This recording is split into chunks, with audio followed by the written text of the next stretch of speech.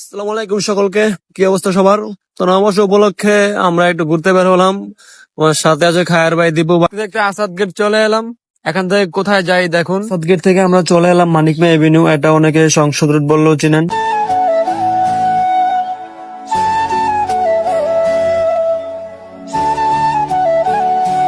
আজকে মানিক মে এভিনিউতে একটি কনসার্ট আয়োজন করা হয়েছে। এখানে দেশ সেরা তারকা শিল্পীরা আসবেন, তার মধ্যে জেমস অন্যতম।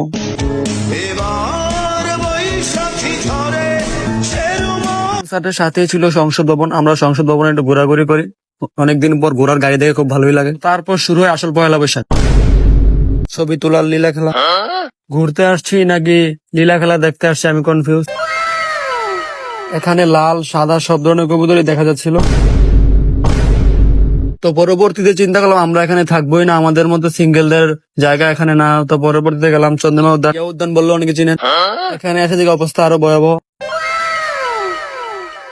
ক্যামেরা দেখে লজ্জা পাইছে। ছবি তোলার লীলা খেলা এখানেও চলমান।